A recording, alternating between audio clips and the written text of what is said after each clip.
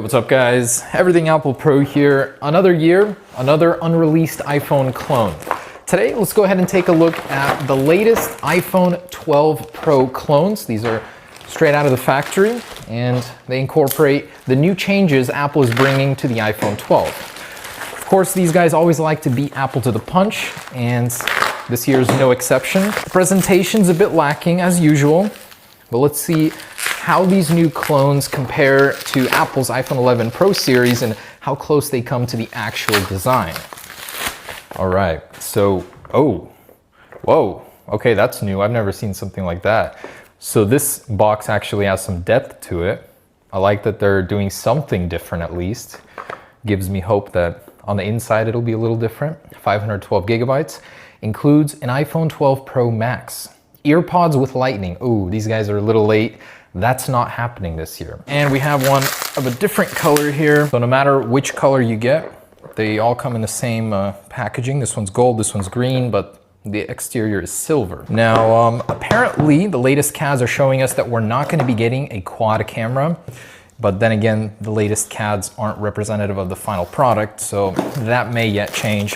What we are expecting is a smaller notch, a quad camera design, a boxier design, more reminiscent of the iPhone 4 series. And, oh, okay. Wow, that is, I'll tell you, the presentation's a little better than last year. At least it's not wrapped in bubble wrap. And you get straight to your phone here. The packaging actually is supposed to be super thin on this year's iPhone, about the thickness of an AirPods box. Here's this one. Oh, okay. So I like that it's boxy. Boxy feeling is pretty great. Actually very comparable to the housing swap mods that we've done here on the 11 Pro. And the lenses looking a little small compared to the real deal here. Actually considerably thinner than I thought.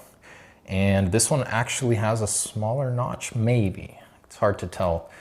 So there's the gold one. Let's take a look at the green one, which according to the rumors shouldn't be happening. It should be navy blue. Okay, so, oh yeah, midnight green. Actually very close to Apple's color. Looks good. So there's that midnight green color. You can see flat edges, which feel magnificent in your hand. Now these incorporate a bevel on the edge, which Apple should not have on the final product. The edges will be very reminiscent of the iPad Pro curvature, and this one is showing it more extreme. SIM card tray is still in the same place on these models, and it's nowhere near as big as Apple's version will be. This is the Pro Max, actually not as wide, and the camera lens is way smaller than the final product will be. So actually comparing the sizing to the 11 Pro Max here. So yeah, they went off of this sizing, which is exactly the same. So future clones will be a little bit larger. Lens orientation, so even on the latest CAD, it's considered wrong here. This is theoretically how it should be, but these lenses are way too tiny. Still, I like that they're following the protocol, at least, of the latest leaks. So let's go ahead and turn these bad boys on, see which version of iOS 14 we're running, as they're sometimes running a futuristic build. On the inside, I have a Lightning to USB-A and USB-A 5-watt adapter, which is loosely incorporated into the box, and earpods, which should not be here. Now, no Apple stickers, but we do get a SIM eject tool. Haven't seen one of those in a while. This version does not have AirPower in the instruction manual, so a little bit more realistic. These have arrived with different times. Oh, did you hear that? It has the old iPhone 2G swipe to unlock sound. They're bringing back the retro vibes. iPhone 2G sound effects. One more time. Nice. For the money, this feels solid. That's a solid metal border. Very sharp, feels great in the hands. Brightness does not get up very high. And let's see software-wise how advanced they got. The icons are looking a little whack here. YouTube icon looks different. So definitely not iOS 14 icons. Let's see what it's running. So iOS 13.5.1. I feel like Apple wasn't confident enough to release iOS 14 with their new iPhones. It's always a random version of iOS, but the name is iPhone 12 Pro Max here. Pretty much in line with what we've seen before. Let's see if this has haptic touch in the control center. Nope. They do have it on the home screen back before the battery icon was filled in on that menu there. And the camera app, so way old, definitely not anything recent. Screen is very dim, very slow and choppy, only 2x zoom, no 6x even.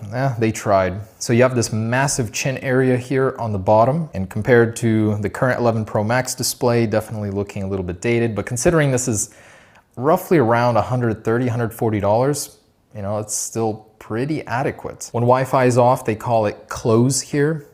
So not even off, just close. Do these still have more selection than Apple? Seems like they do. As far as the cameras go, they all look fake. I think, yeah, 1, 2, 3, these are all fake.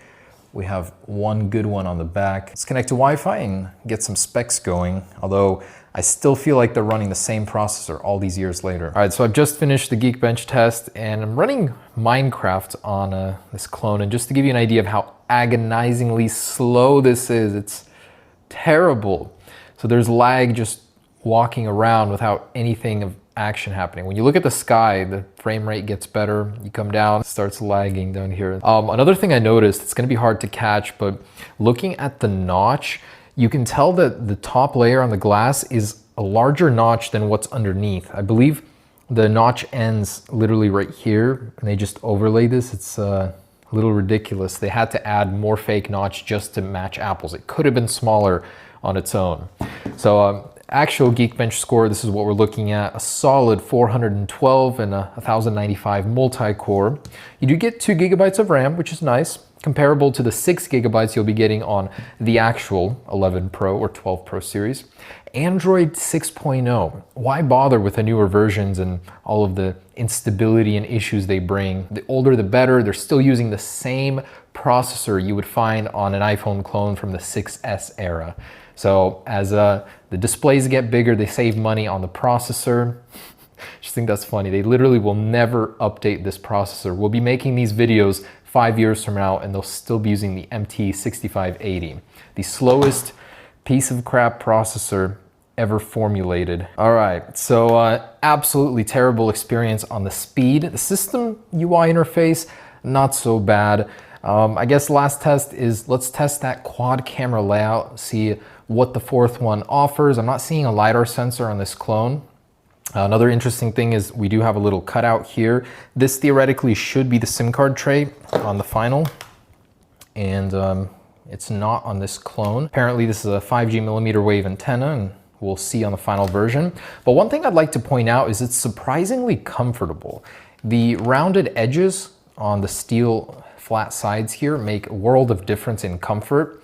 It doesn't really dig in. It's very pleasant to hold. Actually gives you a little bit more grip in holding the device. I personally find it a little bit more comfortable than the 11 Pro Max. You just have something to dig into. Honestly, not so bad. And I like how sleek it makes your phone feel. Of course, with straight edges, Apple can cram more internals in there. But yeah, let's go ahead and test out the camera. Then we'll come back and do a little teardown. But this is in every way a step back for clones. It's funny how some years they get better, then they go backwards. Older version of Android, just absolutely nothing special about the software. In fact, there are some elements of the software from iOS 10 era. I honestly don't know why they do it. Do people actually use these? So let's test this out. We're in our 3D print lab, been doing a lot of printing. So this is with the front-facing camera. Honestly, one of the coolest things ever is learning about 3D printing. Making cool gadgets for the future of Phone Rebel. So we're working on the wireless charger now. It's hard to focus here. And the next beta of our Rebel series case. This is for the 5.4 inch. I think that one's going to be a very popular option just because of how small it is. Let's go check out the kitties. So here's the mama kitty. Details actually not bad up close. And here is the spawn. Little cute young'uns. It's my favorite one. These are part Maine Coon. I don't know the other part, but they are adorable. There are 3 left unclaimed. If anyone wants to pick one up. Oh, little cutie. So as far as detail goes, not terrible. Still 480p quality. And some greenery. As you can see, pretty much unchanged. from the older models, absolutely terrible. And as far as all the other cameras here, I'm not seeing a setting for changing between the lenses, so maybe it's because they're all fake. So this one's plastic, pops off just like that. And the flash, oh wow, that's a lie. So it's not a quad flash, it's a dual flash.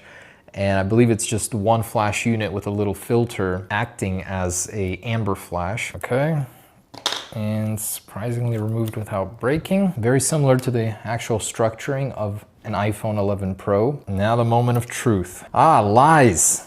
Indeed, just one minuscule camera module up here. The rest are just duds. And the flash, just two standard LED flashes with completely false coloring on the amber. Lies, everything. All right, so there it is, the iPhone 12 Pro Max clone. Would I recommend it? Absolutely not. I don't actually know why they're still even making these. At the very least, it's indicative of what the iPhone 12 Pro Max will feel like, even though it will be just a little bit larger. And yeah, so there it is, the latest pile of crap from China. Let's hope the next version is at least a little bit better.